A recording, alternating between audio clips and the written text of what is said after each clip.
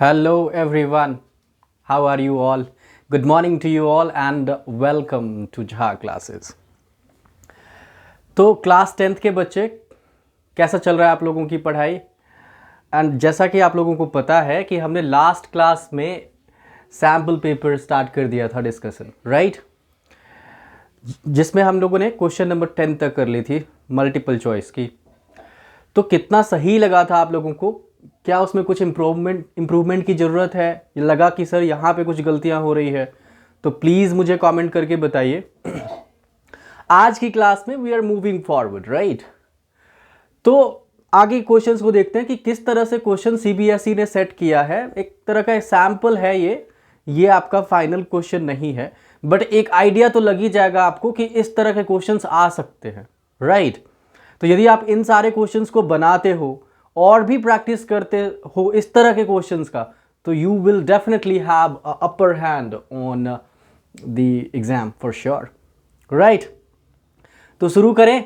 चलिए question number 11 की तरफ देखते हैं. उससे पहले मैं आप सबको बता दूं कि आप सबको सैम्पल पेपर डाउनलोड कर लेनी चाहिए from the CBSE site. CBSE ने जो 2023 के लिए जो सीबीएसई सैम्पल पेपर लॉन्च करी है उसको डाउनलोड कर लीजिए, okay?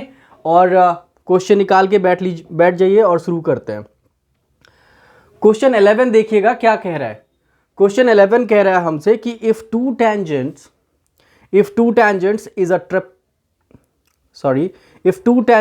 inclined at an angle of 60 degree are drawn to a circle of radius 3 centimeter, then the length of each tangent is equal to what? तो सबसे पहला काम है कि हम क्वेश्चन को समझे आसानी से. क्वेश्चन नहीं समझ आया तो सारा खेल बिगड़ गया, राइट? तो देखिएगा ट्विस्ट तो होगा. सैम्पल पेपर वैसे भी सीबीएसई थोड़ा टफ तो डालता ही है, तो कोई भी घबराने की ज़रूरत नहीं है. प्रैक्टिस करनी है. अभी कोशिश कीजिए कि जितना टफ क्वेश्चन आप बना सकते हो that will be good for you, right? तो क्वेश्चन कहाँ से है देखिएगा, फिगर के थ्रू ज़्यादा समझ सकते हैं. कह रहा है कि दो टेंजेंट है जो कि 60 के एंगल पे इंक्लाइंड है. तो टेंजेंट तो सर जी सर्कल से रिलेटेड है, राइट? तो पहले हम सर्कल बना लेते हैं. Let's draw a circle. ठीक है, एक पॉइंट मार्क कर लीजिए कहीं सर्कल के बाहर और उस पर दो टेंजेंट बना दीजिए. These two are the tangents. Suppose करिए ये सर्कल को इस पॉइंट पे टच करो और ये इस पॉइंट पे टच करो. इसका नाम कुछ भी रख लीजिए, आप ए रख लीजिए. This is P and this is Q. यहाँ पे जो एंगल है आपका 60 डिग्री का है. क्लियर? तो कुछ समझ आ रहा है आपको कि दो tangent A P and A Q R inclined on each other, that's with the angle of 60 degree. जो टेंजेंट है आपस में 60 का एंगल बना रहा है. इंक्लाइंड वर्ड का मतलब झुका हुआ है एक दूसरे के ऊपर, उस एंगल से. समझ पा रहे हैं आप? 60 का एंगल बना रहा है. इसके आगे देखिए क्या कह रहा है ये. आपको इस सर्कल की रेडियस भी पता है, that is of 3 centimetre, right? 3 centimetre आपको रेडियस गिवन है. और फिर आपसे पूछ रहा है कि टेंजेंट की लेंथ बता दीजिए क्या होने वाली है. What is going to be the length of the tangent. तो जरा सोचने की कोशिश कीजिएगा कि किस तरह से इस क्वेश्चन को बनाए कि काम बन जाए. तो एक बात मैं आपको बता दूं कि इस क्वेश्चन को बनाने के लिए ना है ये सर्कल का क्वेश्चन, लेकिन ये मत समझिएगा कि आप प्रीवियस चैप्टर का कॉन्सेप्ट नहीं अप्लाई कर सकते. किसी भी चैप्टर में हर चैप्टर एक दूसरे से लिंक्ड होता है. You need to apply the concepts of any chapter. कहीं भी एप्लीकेबल हो सकता है. तो हम इसको बनाने के लिए क्या करेंगे, will draw a line from the centre which is joining that point जहां से टेंजेंट बन रही है. एक ऐसा लाइन बना दिया. और आपको एक बात तो पता है कि पॉइंट ऑफ कांटेक्ट के साथ ये 90 बनाता है. रेडियस जो टेंजेंट होगा will make a 90 degree angle, right? तो अब जरा सोचिए, एक इसका भी बना दीजिए. यहां पे देखिए दो ट्राइंगल बन रही है आपका. एक तो OPA and the other one is OQA.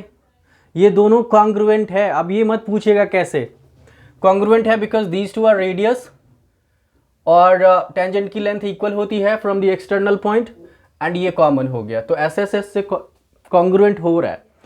तो कॉन्ग्रुएंट होने का सेंस ये हुआ कि आपका जो ये 60 की एंगल है वो 30 में डिवाइड हो जाएगा, यस विल बिकम 30 एंड 30। तो ऐसे केस में आपको एंगल पता चल गया है, एक साइड पता है, आपको दूसरी साइड लगा पता करनी है। तो यहां पे जो कॉन्सेप्ट एप्लीकेबल होना है दैट इज ऑफ ट्रिगो। तो ट्रिगनो का जो है कॉन्सेप्ट लगेगा, देखिए कैसे। यहां पे लिखना है आपको इन ट्राइंगल OAP। तो OAP में आपको चाहिए क्या, यदि इस एंगल 30 को कंसीडर कर रहे हैं तो आपको चाहिए बेस AP। तो और पता क्या है P, तो B और P का रेशियो सर किस में होता है, बेस और परपेंडिकुलर का रेशियो किस में होतेगा, सोचिए सोचिए, B और P 10 में आता है, राइट। तो in triangle OAP tan 30 degree is equals to perpendicular upon base. Perpendicular हमारे पास है 3 सेंटीमीटर, बेस हमें पता करना है AP। tan 30 की वैल्यू बताइए। अब ये सब तो बिल्कुल टिप्स पे होनी चाहिए, राइट। tan 30 का वैल्यू कितना, 1/√3, करेक्ट। 3 अपॉन AP क्रॉस कर लें तो AP की वैल्यू कितनी आ गई, 3√3। ऐसा कोई ऑप्शन है क्या क्वेश्चन 11 में, यस ऑप्शन डी देखिए इज द राइट आंसर। कुछ समझ आया, समझना सिर्फ इतना था कि इस क्वेश्चन में ट्रिगनो का कॉन्सेप्ट एप्लीकेबल था, और चूंकि ये एंगल 60 था, हमने जैसे ही लाइन ड्रॉ करी तो वो उसको इक्वली डिवाइड करेगा 30-30 में। और जब वो एक बार वो एंगल पता चल गया तो फिर tan 30 का जो है रेशियो लग गया, राइट, यूजिंग ट्रिग्नोमेट्रिक रेशियोज। बस काम बन गया हमारा 3√3। बस इतना देखिए, हर जरूरी नहीं है कि ये सर्कल का है तो सर्कल वाला ही कॉन्सेप्ट एप्लीकेबल हो, बाकी चैप्टर्स के भी हो सकते हैं। Let's move on to the next question number 12। Question number 12, जहां पे भी डाउट लग रहा हो कमेंट करिएगा, और जो नहीं समझ आया write me there mister and बताइए कि कैसे करना है उस क्वेश्चन को। नंबर 12 की तरफ चलते हैं।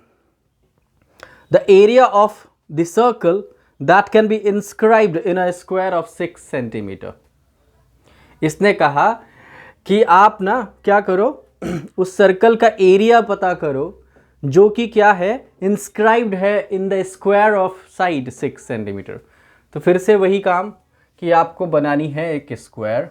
सपोज कीजिए हमने जो है एक स्क्वायर बना ली है, और इसके इंस्क्राइब का मतलब अंदर है सर।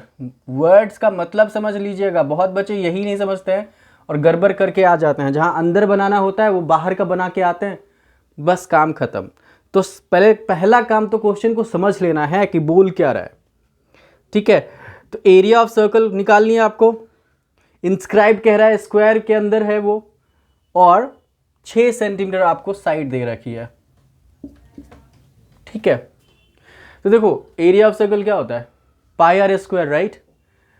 तो यदि हम, जब तक हमें इसका रेडियस नहीं पता चलेगा तब तक हम एरिया कहाँ से निकालेंगे। तो पहला काम है कि रेडियस निकालें। यदि ये इसका सेंटर है, आपको एक चीज़ तो पता है, साइड पता है ना, इसका मतलब है कि आपको ये भी पता है। स्क्वायर में तो आप कितनी भी लाइन ड्रॉ करोगे सब एक जैसा ही होता है, साइड्स के बराबर ही होगा। So that is the diameter, right. इस पॉइंट को हम डायमीटर कह देंगे, और डायमीटर यदि 6 है तो रेडियस भी पता चल गया, और रेडियस पता चल गया तो फिर एरिया निकालना is not a question, right.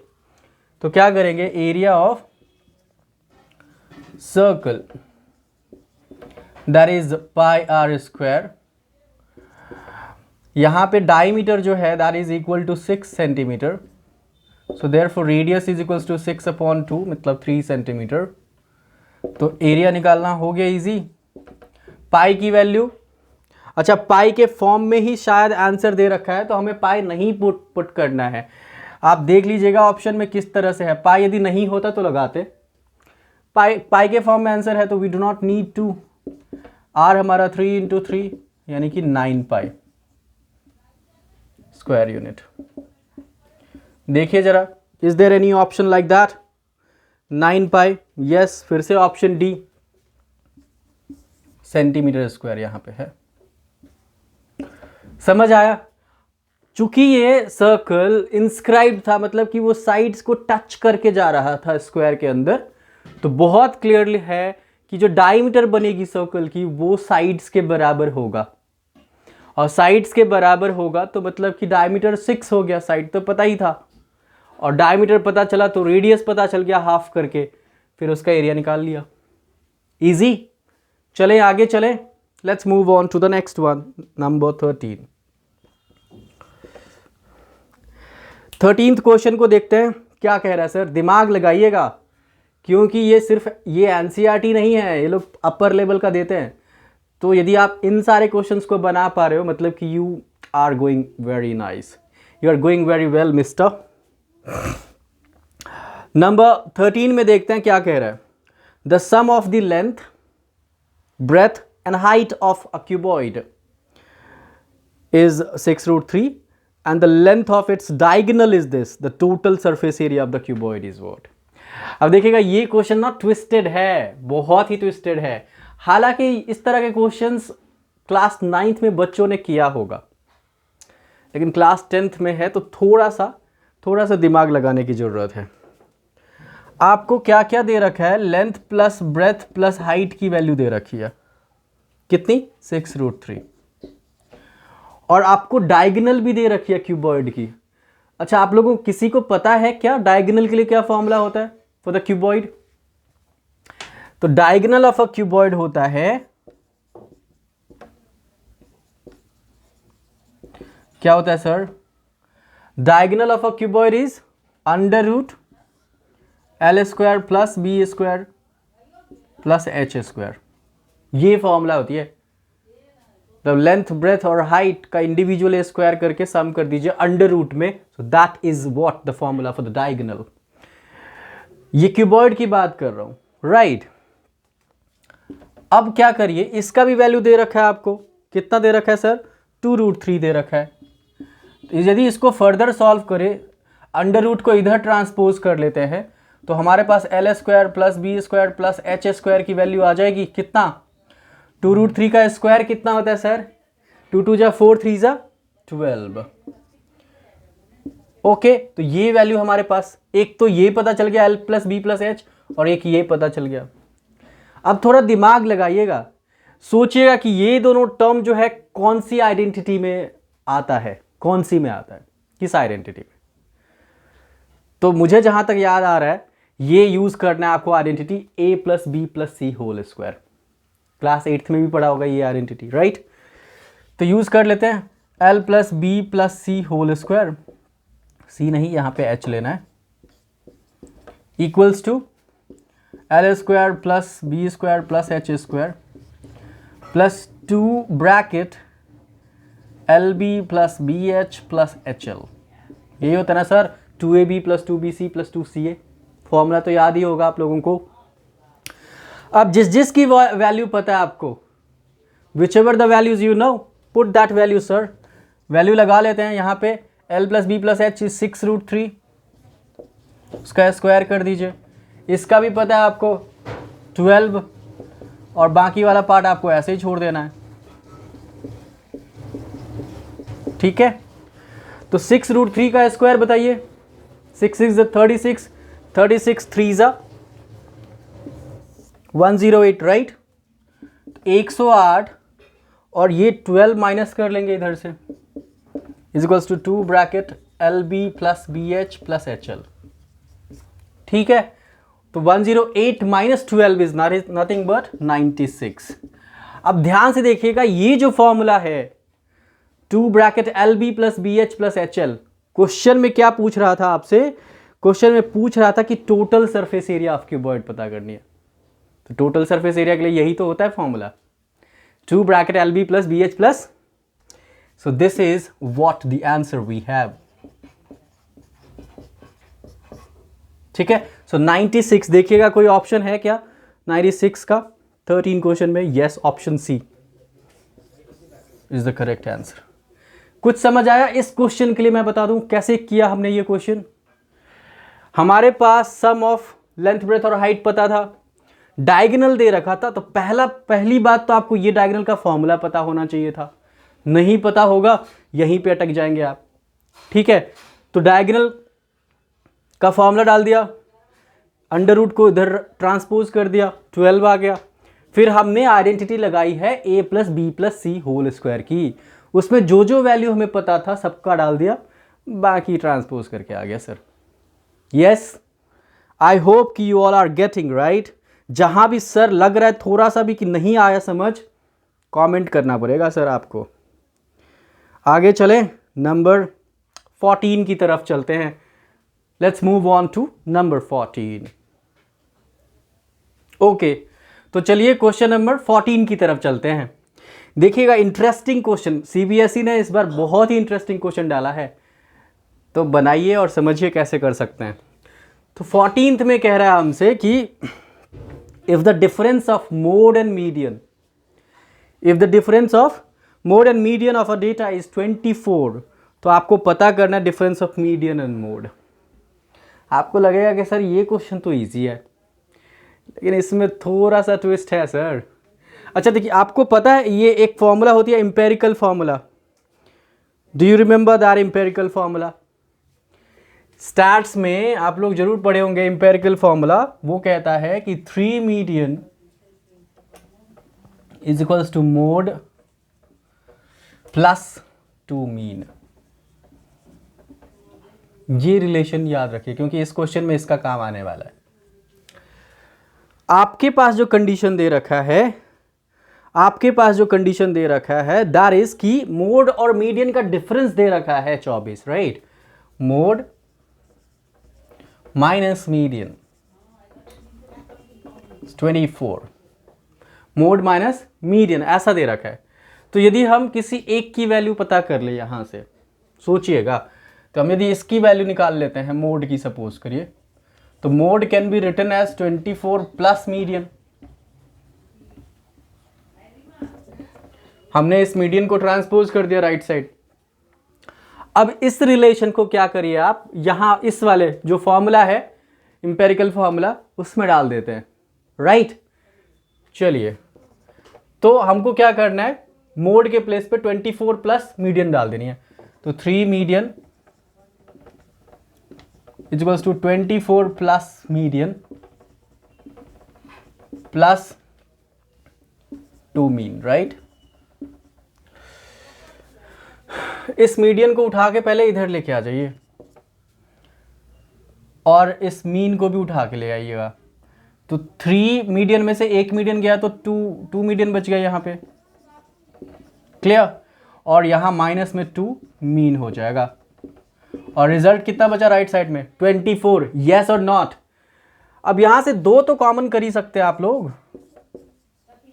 Median minus mean equals to 24। इस 2 से इसका काम कर लीजिए, खत्म, दैट्स 12। तो पूछ क्या रहा था हमसे? पूछ रहा था कि मीडियन और मीन का डिफरेंस पता कीजिए। आ गया ना डिफरेंस, कितना सर? 12। तो क्वेश्चन नंबर था 14, ऑप्शन देखिए 12 है ना, बी ऑप्शन है हमारे पास, राइट? B option. देख पा रहे हैं आप कैसे हो रहा है ये questions? Okay, let's move on to question number 15। Question 15 देखते हैं। देखिए, मैंने कोशिश करी है कि कम से कम 10 क्वेश्चन एक साथ कर लूं, इतना तो आप प्रैक्टिस कर ही सकते हैं, राइट? इतना हो जाए तो काफ़ी होता है एक साथ प्रैक्टिस करने के लिए। वैसे आप प्रीवियस भी देख सकते हैं वीडियोस हमारा, ताकि आप उससे भी प्रैक्टिस कर सकते हैं। कॉन्सेप्ट समझना हो आपको किसी भी चैप्टर का, तो प्लीज़ उस चैप्टर के भी प्लेलिस्ट में जा कर के वीडियोस देखिए, बेसिक कॉन्सेप्ट्स का, वहाँ से समझ आ जाएगा। और साथ ही साथ यदि आपको अच्छा लग रहा हो जो भी मैं पढ़ाता हूँ आप लोगों को या समझाता हूँ, तो प्लीज़ मेरे चैनल को सब्सक्राइब करें और बाकी अपने फ्रेंड्स को भी बताइए, उसको भी तो पता चले कि यार यहाँ से मुझे जो है सब कुछ मैथ से रिलेटेड, इंग्लिश, स्पोकन इंग्लिश से रिलेटेड सब कुछ यहाँ पे मिल सकता है। और इन फ्यूचर साइंस भी आने वाली है, तो wait and watch. Okay, let's back to the point. Number 15। 15 में कह रहा है कि number of revolution made by a circular wheel, number of revolution made by a circular wheel of radius 0.25 meter is rolling a distance of 11 kilometer. Interesting है, समझिएगा। Area related circle से उठा के दे दिया ये क्वेश्चन, है ना। टोटल डिस्टेंस जो कवर करनी है आपको 11 किलोमीटर है, और पूछ रहा व्हील का रेडियस भी दे रखा है आपको 0.25 मीटर। पूछ रहा है कितनी बार चक्कर लगाएगा ताकि वो 11 किलोमीटर डिस्टेंस कवर हो जाएगा। तो पहली बात तो आपको ये समझना चाहिए कि जब कोई भी व्हील 1 राउंड एक रेवोल्यूशन करता है तो that is equal to what, wheel का जब आप पूरा बाउंड्री कवर कर लेंगे, एक ऐसे घूम के ऐसे पहुंचेंगे, तो ये क्या हुआ, length of boundary is nothing but the circumference of the circle, right. तो इसका मतलब है कि 1 revolution is equal to circumference, 1 revolution circumference of circle. तो अब कितना रेवोल्यूशन होगा, पहले सर्कमफ्रेंस पता कर लेते हैं। टोटल डिस्टेंस हमें पता ही है, दोनों को डिवाइड कर देंगे, काम बन जाएगा। यस, तो सर्कमफ्रेंस देखते हैं कितना सर, 2 पाई आर। आपके पास क्या क्या गिवन है, रेडियस तो गिवन ही है, 2 इंटू 22/7, रेडियस 0.25। 0.25 का क्या मतलब है, फ्रैक्शनल में कर लेंगे तो 1/4। अब ये मत पूछेगा कैसे सर, 0.25 डेसिमल रिमूव कीजिए अपॉन 100, 25 1 4 जा। समझ आया ये कैसे हुआ, इस 2 से इस 4 को काटिए, 2 जा 2 11 जा। तो आपके पास एक सर्कमफ्रेंस की वैल्यू पता चल गई, दैट इज व्हाट 11/7, और एक सर्कमफ्रेंस मतलब एक रेवोल्यूशन। तो नंबर ऑफ रेवोल्यूशन जो चाहिए आपको,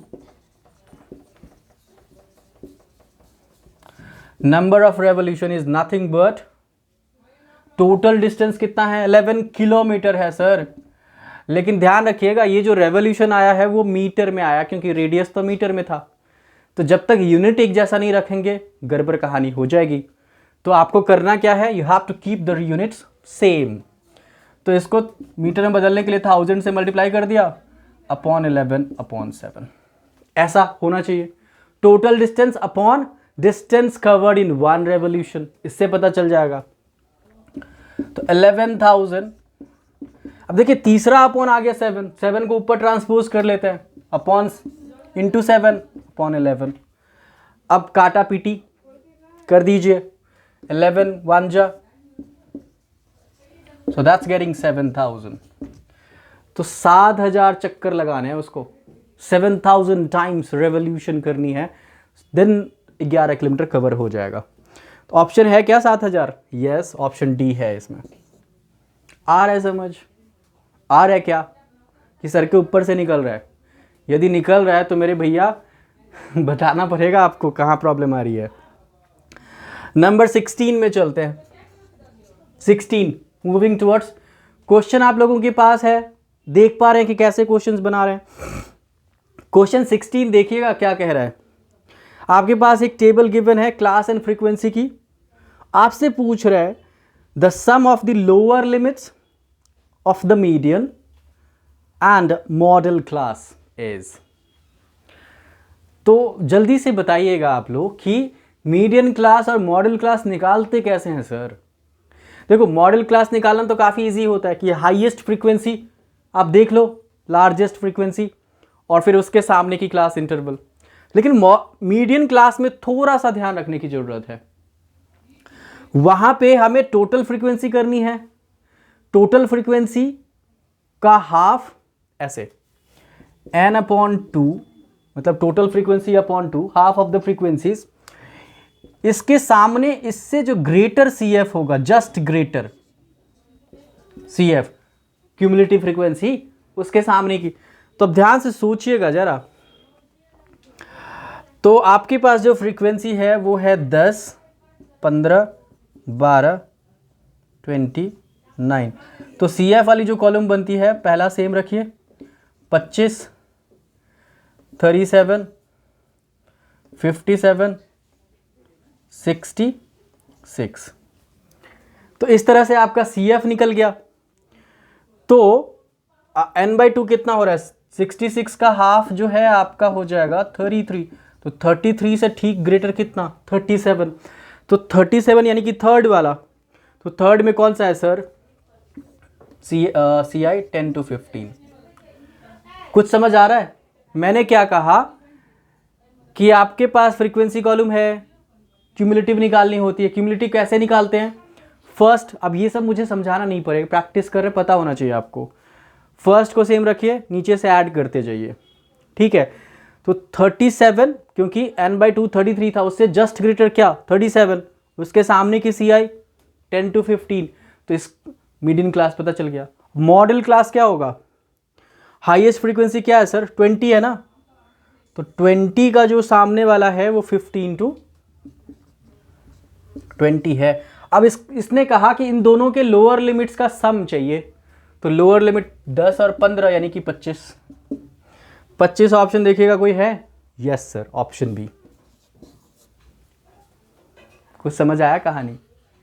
कहानी इतनी थी कि मीडियन क्लास और मॉडल क्लास के लोअर लिमिट का सम चाहिए था। तो मॉडल क्लास निकालना is absolutely not a challenge, कुछ भी नहीं है, क्योंकि हाई लार्जेस्ट फ्रीक्वेंसी के सामने वाली CI जो होती है वही होती है मॉडल क्लास। लेकिन मीडियन क्लास के लिए क्या करना होता है आपको? Total frequency, sum of the frequencies का हाफ करिए, उसके सामने का जो उससे जस्ट ग्रेटर जो CF होती है, just greater CF than the half of the frequencies and the CI in front of them. Class interval उसके सामने जो होंगे वही होगा। यदि आपने ये पता कर लिया तो काम बन गया। दोनों के लोअर लिमिट को ऐड कर दीजिए, आंसर है यहाँ पे। Question 16 done. Let's move on to the number 17 okay, तो जल्दी से चलिए आगे बढ़ते हैं नंबर 17 की तरफ। अभी 3 और क्वेश्चन लेते हैं, फिर फिनिश करेंगे, ठीक है इसको। तो 17 कह रहा है आपसे कि 2 dice are rolled simultaneously, what is the probability that 6 will come up at least once. 2 dice को एक साथ थ्रो किया, तो आपको पता है कि जब 2 डाइस को एक साथ थ्रो करते हैं तो कितने टोटल आउटकम्स बनते हैं? सैंपल स्पेस आपने पढ़ा होगा, 36 बनता है ना। 1 1 1 2 1 3 ऐसे करके 36 कॉलम्स बनते हैं। तो एटलीस्ट 6 आनी चाहिए कम से कम एक बार। तो ये कॉन्सेप्ट याद रखिएगा, जब भी एटलीस्ट बोल दे, तो जब भी एटलीस्ट बोलता है क्वेश्चन में, तो उसमें क्या करना होता है कि हमें एक 6 तो आना ही चाहिए, उससे ज़्यादा भी ले सकते हैं। मतलब ये हुआ कि एटलीस्ट के केस में that much and greater you can go, और एटमोस्ट के केस में वहां से नीचे जा सकते हैं, आप आगे नहीं जा सकते, ठीक है। मतलब आपको एक कम से कम तो लेना है, लेकिन उसने मना थोड़ी किया कि एक ही लेना है, एक से ज़्यादा भी ले सकते हैं आप। समझ पा रहे हैं मेरी बात? तो सोचिएगा कितनी बार ऐसे केसेस होते हैं जहां पे 1 6 या उससे ज़्यादा आता है। कौन कौन से केसेस बताइएगा? एक तो सारा 6 1 6 2 6 3 6 4 6 5 6 6, ठीक है। उसके बाद 1 6 2 6 3 6 4 6 5 6। इतने केसेस तो हैं जहां पे 1 6 तो आ ही रहा है, एक या उससे ज़्यादा, इसमें 2 बार आ गया। और इसके अलावा कोई कंडीशन है जहां पे 2 डाइस को थ्रो करने पे इस तरह से बनता है जिसमें 6 आता हो? और इसके अलावा कोई नहीं है, तो 3 6 और 5 11। तो आपका प्रोबेबिलिटी कैसे निकालते हैं? Favourable upon total. Favourable outcome यहाँ पे 11 है, total outcome 36। So that's what we have, 11 upon 36 is the answer. 11 upon 36 option C है। समझ आया? तो एटलीस्ट में एक या उससे ज़्यादा, एक यदि बोला तो जो भी बोला उससे उतना और उससे ज़्यादा, एटमोस्ट में वो और उससे कम। नंबर 18 की तरफ चलते हैं। नंबर 18 में देखिएगा ट्रिको का क्वेश्चन दे दिया आपके पास, 5 10 बीटा इक्वल्स टू 4 है, और आपको पता करना है 5 sign beta minus 2 cos beta upon में 5 sin beta minus 2 cos plus 2 cos beta. तो पहला काम तो ये है कि सर इस 5 को ट्रांसपोज करिए, रेशियो बन जाएगा 10 बीटा 4/5। अब आप 10 का फॉर्मूला सोचिए, रेशियो क्या होता है, परपेंडिकुलर अपॉन बेस। तो P और B पता है, आपको H पता करना पड़ेगा, under root H is equals to perpendicular square plus base square यानी कि 5 का स्क्वायर। तो कितना हुआ, 4 4 जा 16 एंड 25 इज 41 आ गया। अब आप क्या करो, इस सब में लगा दो वैल्यू। कैसे, 5 इंटू साइन का क्या होता है, साइन का फॉर्मूला बताइए, P और H। तो P 4 है, H हमारा निकला है √41। कॉस का होता है B और H, तो B हमारे पास 5 है √41। नीचे भी वही 5 इंटू 4/, सारे वैल्यू लगाने के बाद इसको सॉल्व कीजिए। 5 4 जा 20, 10 नीचे में 20 फिर से प्लस 10। अब चूंकि सबका डिनोमिनेटर सेम है तो नॉर्मल सब्ट्रैक्शन और एडिशन कर सकते हैं। तो ये 10/√41 और अपॉन में 30/√41। √41 को कैंसिल कर लीजिए, 0 0 कट गया, 1/3 is the answer. 1/3 is the answer for this question. Yes option है, यस पहला ही ऑप्शन है। कुछ समझ आया, ट्रिगो से है ये क्वेश्चन। तो ट्रिगनो में कौन सा लग रहा है यहाँ पे, रेशियोज वाली 5 10 बीटा। तो 5 को ट्रांसपोज करके 10 बीटा का रेशियो पता किया, वहां से उसका फॉर्मूला निकाल के जो तीसरा मिसिंग साइड था पाइथागोरस से वो पता कर ली, हाइपोटेनस फिर पुट कर दिया। आसान। चलिए नंबर 19 की तरफ चलते हैं। 19 क्वेश्चन 19 और 20 जो है एजर्शन रीजनिंग पे है। स्टेटमेंट गिवन होता है और रीजन गिवन होता है। यदि दोनों सही है और एक्सप्लेनेशन देखना होता है कैसा है।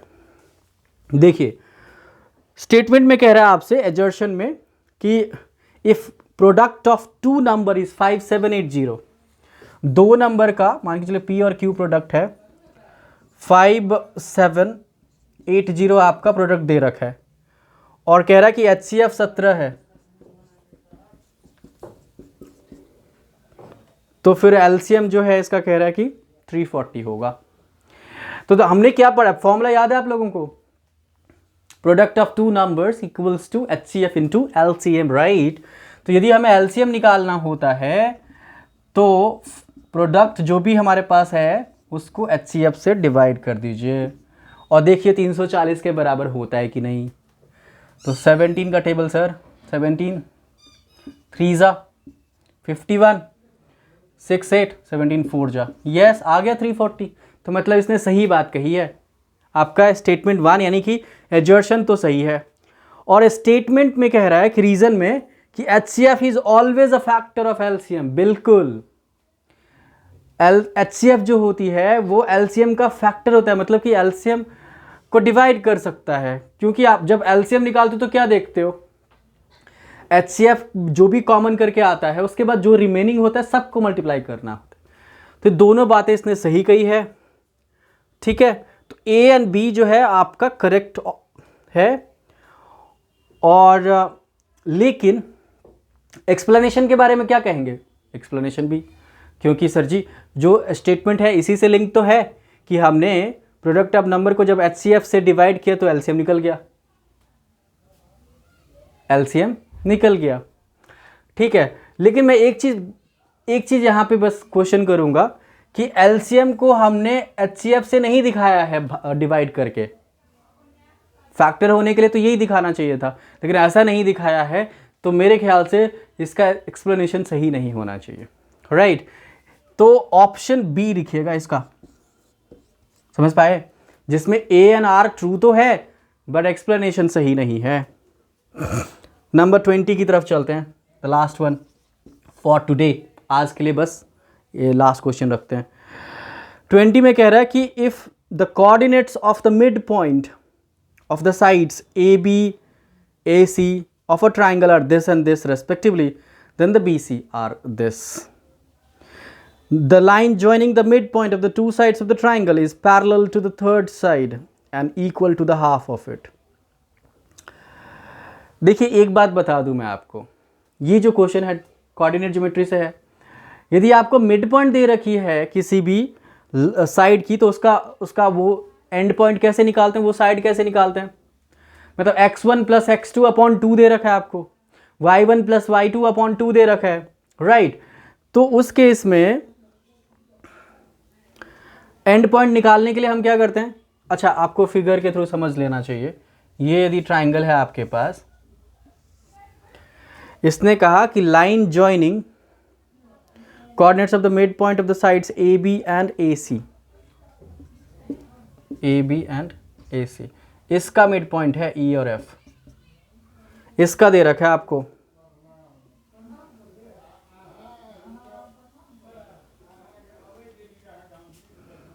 आपको क्या दे रखा है इसका 3,5, इसको डी और ई कर लेते हैं। That is 3,5 and the other one is -3 -3। तो आपसे पूछा BC की लेंथ जो है 20 है, BC की लेंथ 20 है।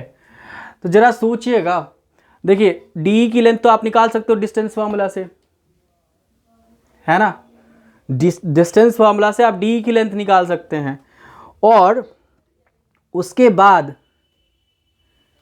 और चूंकि ये मिड पॉइंट को ज्वाइन कर रहा है, किसको ज्वाइन कर रहा है सर, मिड पॉइंट को ज्वाइन कर रहा है। तो आपने क्लास 9th में यदि आपने मिड पॉइंट थ्योरम पढ़ा होगा, तो line joining the mid point of the two sides of the triangle, two sides of the triangle is parallel to the third side and half of the third side, इसका दूसरा statement वही है।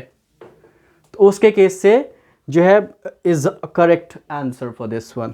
तो 20 का हम लोग जो है ऑप्शन ए सेलेक्ट करेंगे, क्योंकि इसमें स्टेटमेंट भी सही है और रीजन भी सही है, मतलब कि assertion and reason both are correct and explanation भी करेक्ट है। कितना समझ आया, कहीं और लगता है कि सर यहाँ पे और एक्सप्लेन करने की ज़रूरत है, ये चीज़ समझ नहीं आया, तो प्लीज़ कमेंट करके बताइएगा।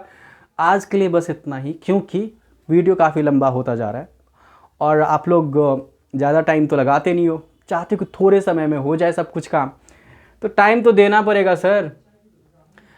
तो बस आज के बाद हम लोग फिर से मिलते हैं in a coming videos with exciting and very energetic session, और वहाँ पे इसके आगे चलेंगे। आगे क्वेश्चन जो बहुत इंटरेस्टिंग है इसी सैम्पल में, उसको कंटिन्यू करेंगे।